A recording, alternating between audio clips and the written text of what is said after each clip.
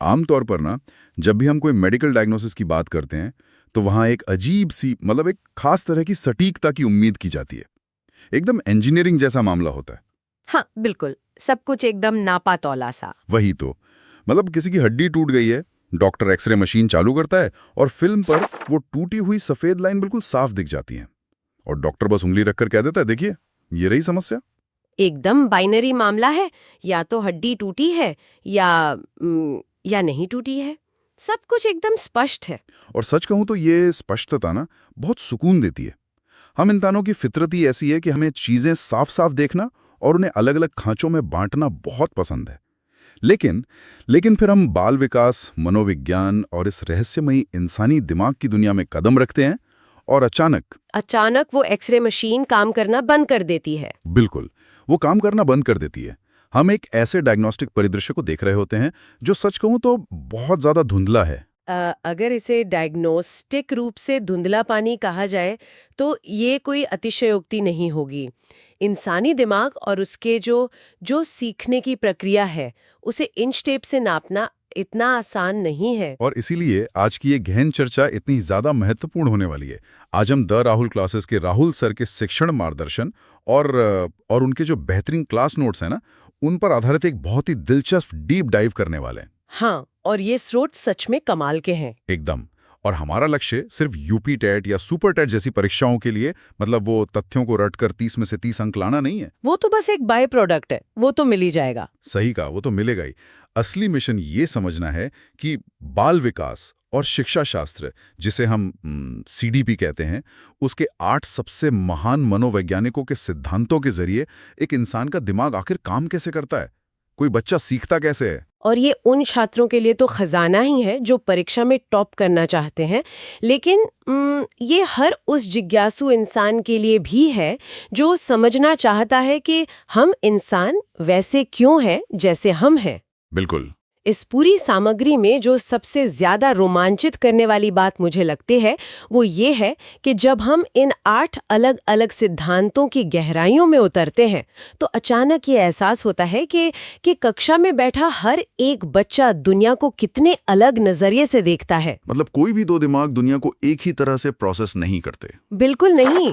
The Rahul classes के Rahul sir का जो मार्गदर्शन है वो हमें एक शिक्षक के रूप में इसी विविधता को पहचानने की दूरदृष्टि देता है। तो चलिए बिना किसी देरी के इसे खोल कर समझते हैं। द राहुल क्लासेस के राहुल सर के नोट्स से जो पहला सबसे बड़ा सवाल निकल कर आता है वो है ज्ञान के निर्माण का। क्या कोई इंसान जन्म के समय एक खाली बर्तन की तरह होता है जिसमें बस बाहर से ज्ञान मतलब उड़ेल दिया जाता है? जीन पियाजे नाम के मनोवैज्ञानिक ने इस विचार को सिरे से नकार दिया था। हाँ, और उन्होंने एक बहुत ही प्यारा शब्द इस्तेमाल किया था। उन्होंने कहा कि बच्चे नन्हे वैज्ञानिक होते हैं, लिटिल साइंटिस्ट्स। और ये नन्हे वैज्ञानिक कहना ना उस समय के मनोविज्ञान में एक बहुत बड़ी वैचारिक क्रांति थी। मतलब पियाजे का कहना था कि सीखना कोई निष्क्रिय या पैसिव प्रक्रिया नहीं है कि बच्चा बस चुपचाप बैठा है और बाहर से कोई उसे सिखा रहा है। ऐसा बिल्कुल नहीं होता। हाँ, बच्चा सक्रिय रूप से दुनिया के साथ टकराता है, प्रयोग करता है, गिरता है और अपनी समझना खुद बनाता है। और इस समझ को बनाने की प्रक्रिया को समझाने के लिए पियाजे ने एक बड़ा ही दिलचस्प कॉन्सेप्ट दिया जिसे वो स्कीमा कहते हैं। अगर इसे बहुत ही आसान भाषा में समझा जाए तो स्कीमा हमारे दिमाग में मौजूद अलग अलग फोल्डर्स की तरह है। हाँ, फोल्डर्स। हाँ, ये एक बहुत अच्छी एनोलॉजी है। मान लीजिए एक छोटे बच्चे के दिमाग में कुत्ते का एक फोल्डर है।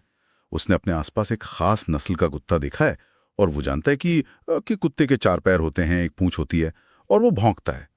अब जब वो किसी दूसरी नस्ल का कुत्ता देखता है, मान लीजिए एक जर्मन शेफर्ड, तो वो उसे बिना किसी परेशानी के उसी पुराने कुत्ते वाले फोल्डर में डाल देता है।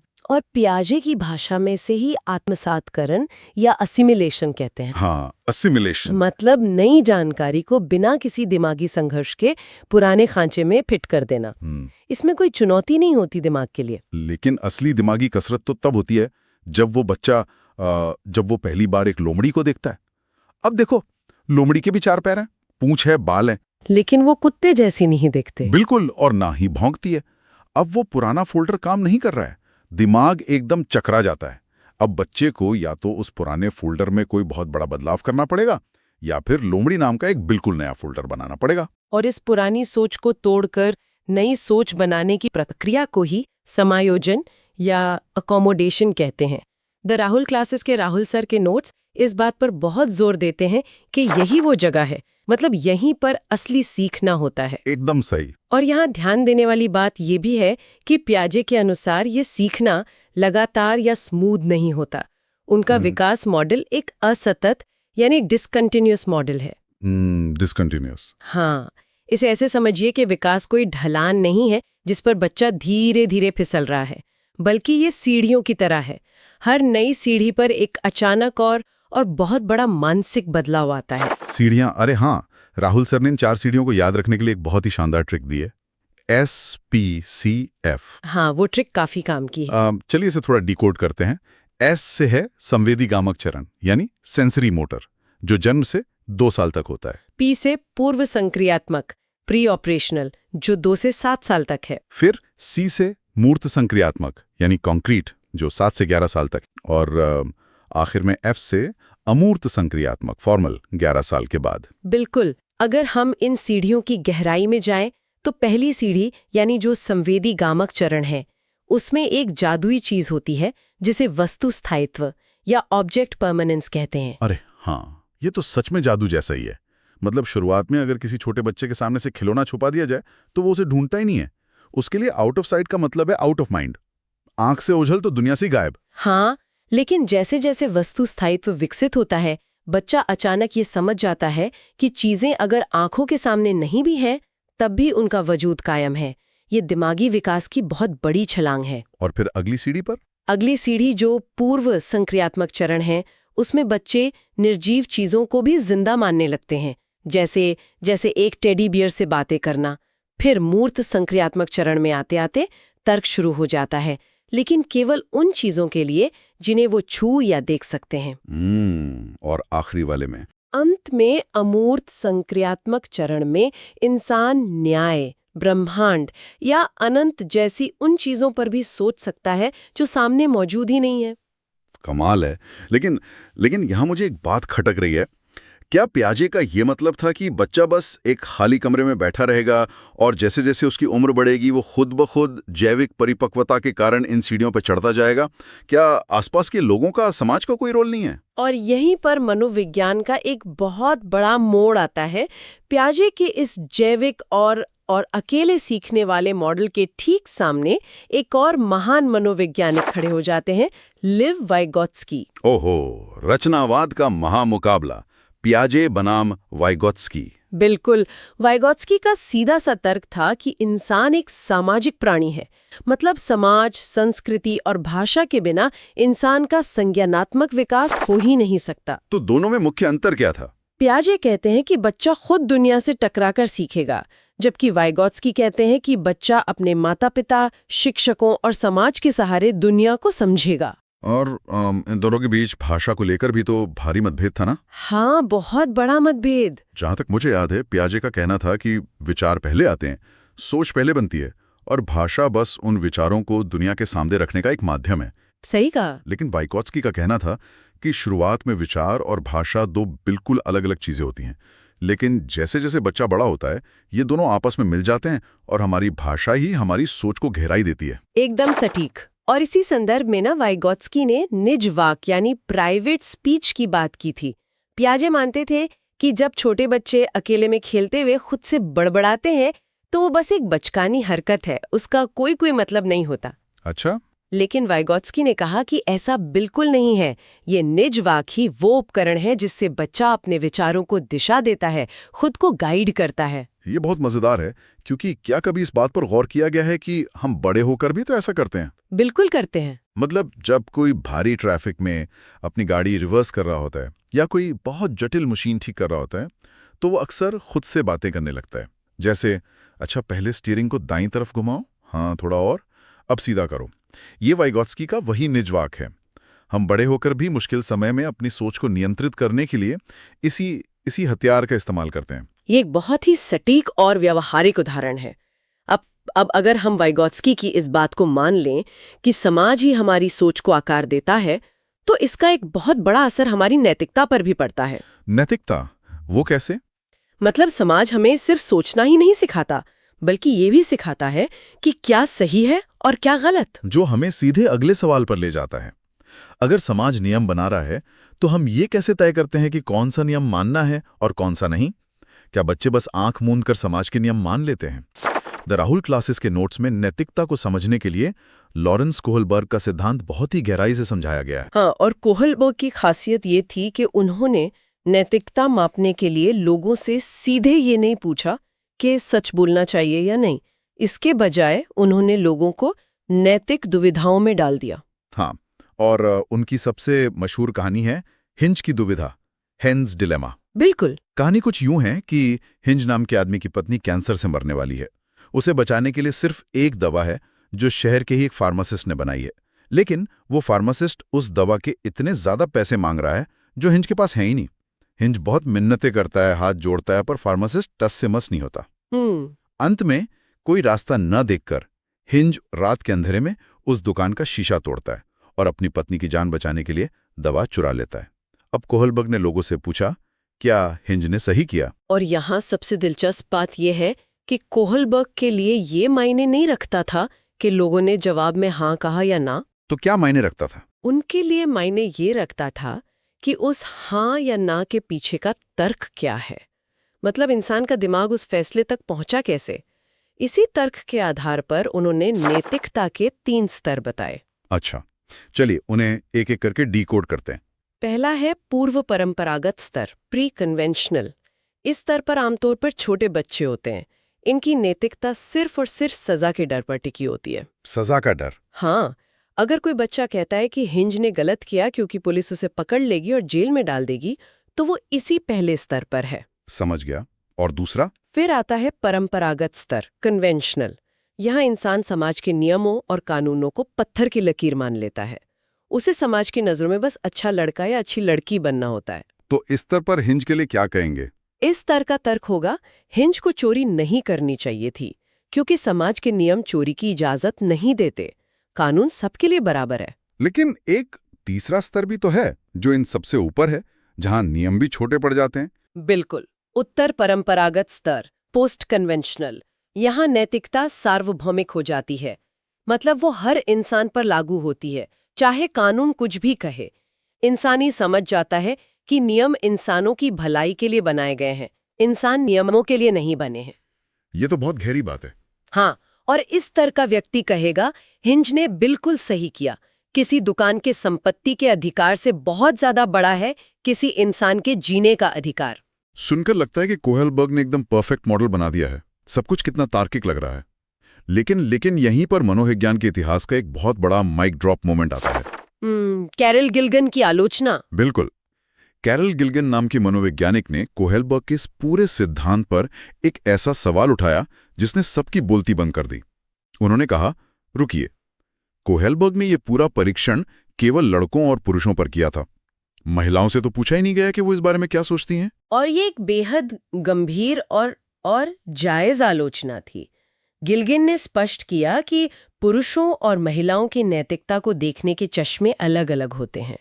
पुरुषों की नैतिकता अक्सर न्याय, नियम और अधिकारों के तराजू पर आधारित होती है, जो कोहलबर्ग के मॉडल में साफ दिखता है। और महिलाओं की नैतिकता, वो किस पर आधारित होती है? महिलाओं की नैतिकता सहानुभूति, देखभाल और रिश्तों को बनाए रखने पर आधारित होती है। ये काफी अलग नजरिया है। हाँ, गिल्गन का कहना था कि जब हम किसी इंसान को सिर्फ कड़े नियमों और न्याय के तराजू पर तौलते हैं, तो हम मानवीय करुणा और आपसी संबंधों को पूरी तरह अनदेखा कर देते हैं। कोई उदाहरण देके समझाएंगे?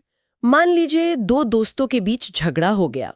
न्याय पर आधारित सोच कहेगी कि जिसने नियम तोड़ा है उसे सजा मिलनी चाहिए, लेकिन देखभाल पर आधारित सोच कहेगी कि सजा से ज्यादा जरूरी ये समझना है कि झगड़ा क्यों हुआ ताकि उनकी दोस्ती बचाई जा सके। क्या बात है। गिल्गन ने इस जेंडर बायस्ड या लिंग आधारित सिद्धांत का बहुत मजबूती से खंडन किया था। ये सच में नजरिया बदल देने वाली बात है। अच्छा, अभी तक हमने दिमाग के अंदर की सोच, फोल्डर बनाने और नैतिकता की बात की। जी, ये सब चीजें ऐसी हैं जिन्हें हम छू नहीं सकते। सही बात है। लेकिन मनोविज्ञान का एक पूरा धड़ा ऐसा है जो कहता है कि जो दिखता नहीं वो है ही नहीं।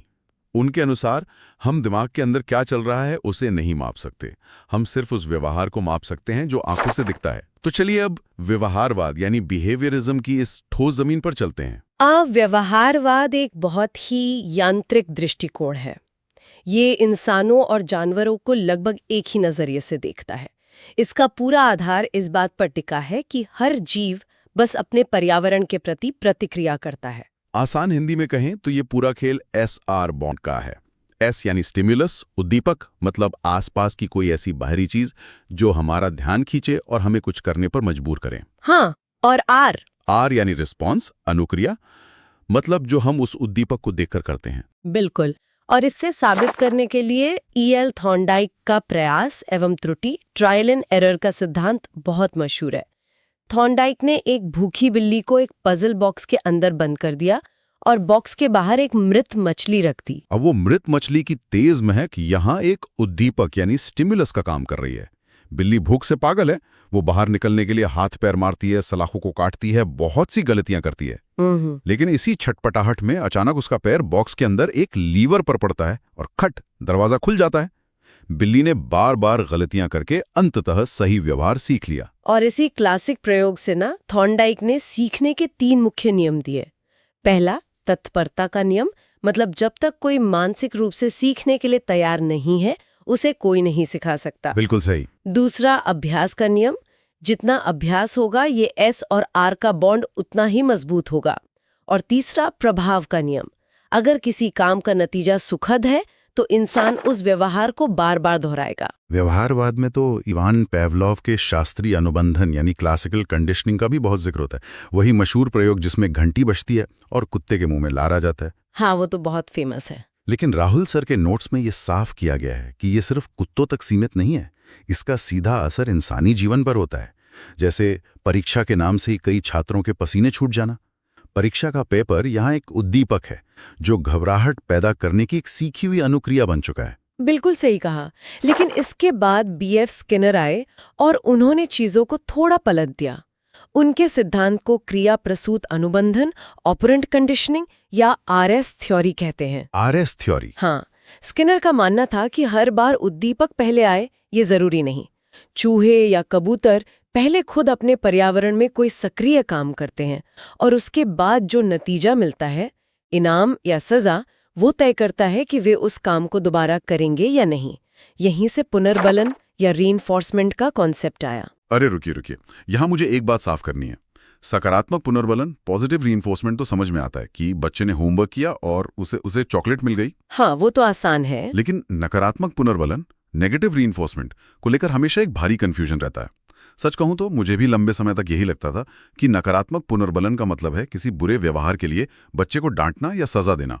क्या मैं गलत था? हाँ, और मैं बता रही हूँ ये मनोविज्ञान की दुनिया की सबसे आम गलतफहमियों में से एक है। नकारात्मक पुनर्बलन सजा या पनिशमेंट बिल्कुल नहीं है। अच्छा, तो फिर क्या है? पुनर्बलन चाहे सकारात्मक हो या नकारात्मक, हमेशा किसी व्यवहार को बढ़ाने के लिए होता है।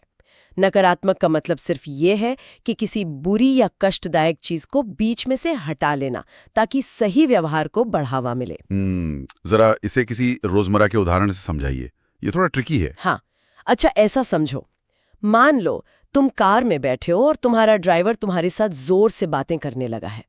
तुम्हें ड्राइविंग के समय शोर से चिढ़ होती है और तुम नकारात्मक पुनर्बलन की मदद से इसके साथ कैसे बात करोगे? वो होगा तुम्हारे ड्राइवर को बोलना कि तुम्हें ड्राइविंग के समय शोर पसंद नहीं है।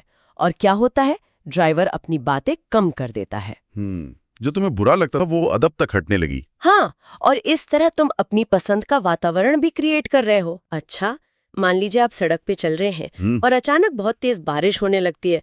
आप भीग रहे हैं, आपको बहुत कष्ट हो रहा है। तभी आप अपना छाता खोल लेते हैं। छाता खोलते ही क्या हुआ? बारिश का पानी ऊपर गिरना बंद हो गया। बिल्कुल, यानी जो कष्ट था वो हट गया। ये हुआ नकारात्मक हिस्सा। इस कष्ट के हटने से आपको सुकून मिला, तो अगली बार जब भी बारिश होगी आप छाता खोलने का व्यवहार और भी ज्यादा करेंगे। ये पुनर्बलन हुआ। अरे वाह! ये नकारात्मक पुनर्बलन है, दर्द को हटाकर सही आदत डालना। जबकि दंड या पनिशमेंट इसलिए दिया जाता है ताकि किसी व्यवहार को पूरी तरह रोका या खत्म किया जा सके। दोनों में जमीन आसमान का फर्क है। वाह, छाते वाले इस उदाहरण ने तो सच में दिमाग की बत्ती जला दी। लेकिन पता है, व्यवहारवाद की इन सारी बातों को सुनकर ना एक अजीब सी बेचैनी भी होती है। ऐसा लगता है जैसे हम कोई मशीन या प्रोग्राम किए गए रोबोट हों। उद्दीपक दो, अनुक्रिया लो, दर्द दो, दर्द हटाओ। क्या इंसानी दिमाग बस इतना ही है? हमारे अंदर की भावनाओं, हमारी जटिलताओं और उस विविधता का क्या, जो बाहर से नजर ही नहीं आती? और ठीक इसी सवाल से हम अपने आखिरी और शायद सबसे गहरे हिस्से में प्रवेश करते हैं।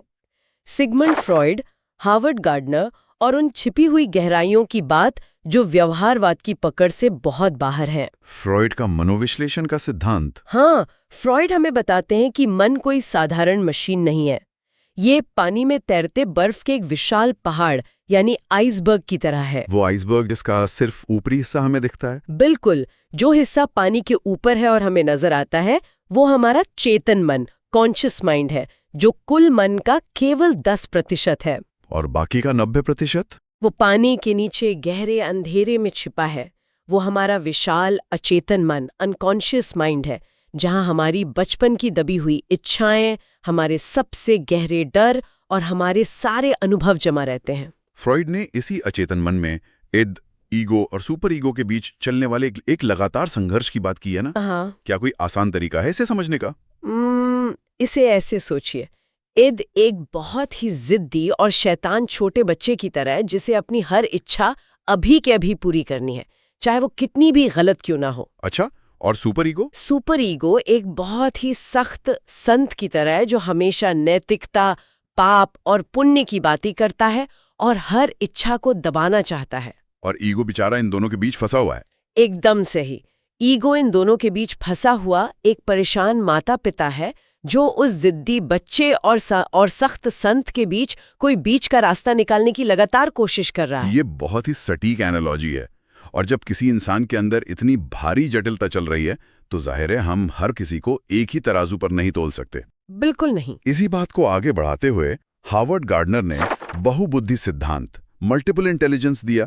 इसका सीधा सा मतलब है कि कोई एक अकेला आईक्यू टेस्ट ये तय नहीं कर सकता कि कोई बच्चा कितना होशियार है।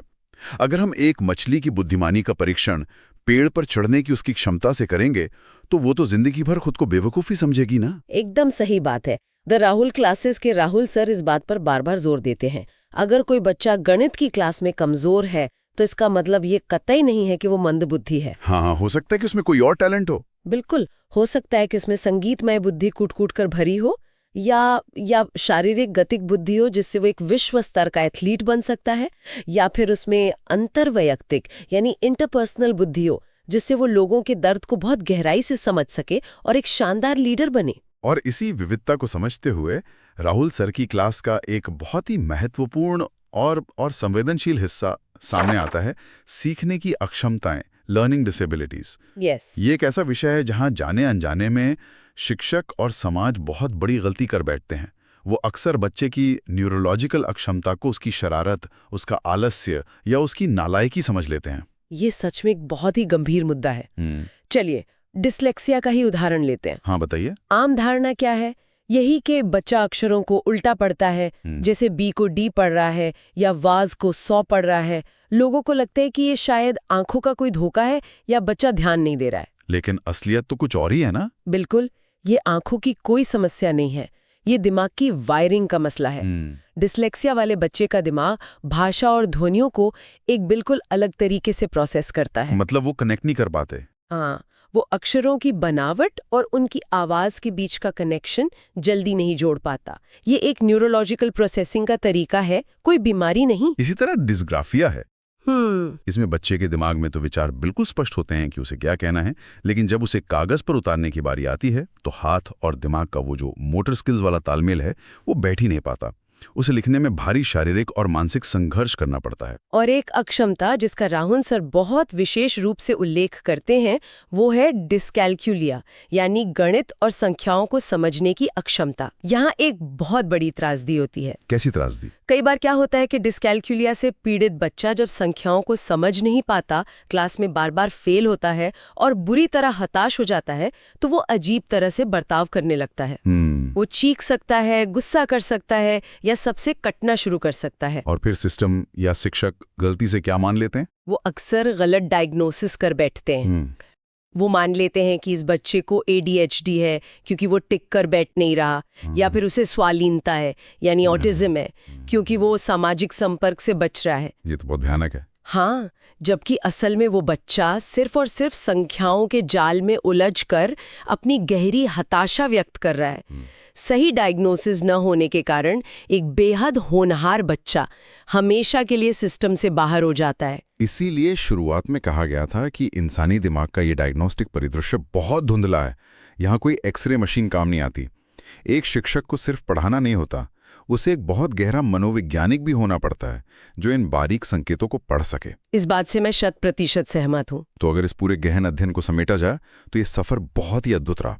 हमने देखा कि कैसे पियाजे और वाइगोत्स्की ने ज्ञान के निर्माण की परतें खोली, जहां एक ने बच्चे को नन्हा वैज्ञानिक बताया तो दूसरे ने समाज की अहमियत समझाई। बिल्कुल। कोहलबर्ग और गिल्गिन ने हमें नैतिकता के पैमाने दिखाए और बताया कि न्याय और देखभाल दोनों अपनी जगह कैसे जरूरी हैं।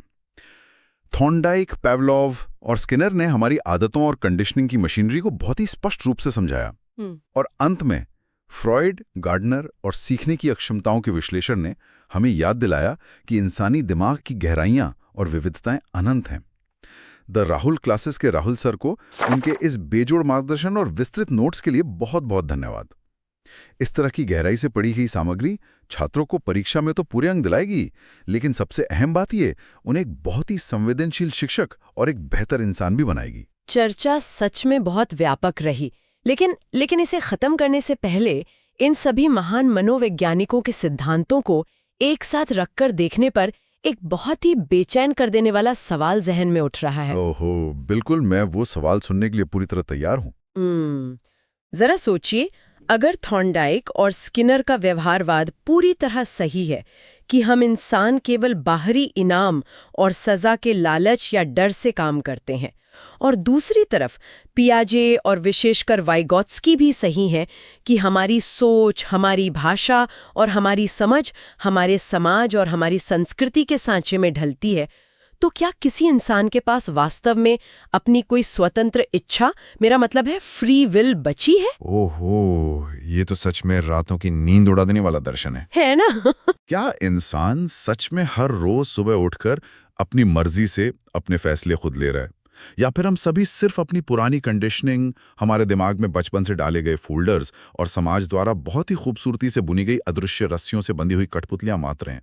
सुनने वालों को लग सकता है कि क्या वो एक्सरे मशीन जो शुरुआत में हमें टूटी हुई हड्डी दिखा रही थी, वो असल में हमें ये दिखा रही है कि हम अपनी कंडीशनिंग के सामने कितने लाचार हैं। ये एक ऐसा गहरा सवाल है जो किसी को भी इंसान के व्यवहार को एक बिल्कुल नए नजरिए से देखने पर मजबूर कर देगा। इसी विचार मंथन के साथ सीखते रहिए और मानव मन की इन गहराइयों को तलाशते रहिए।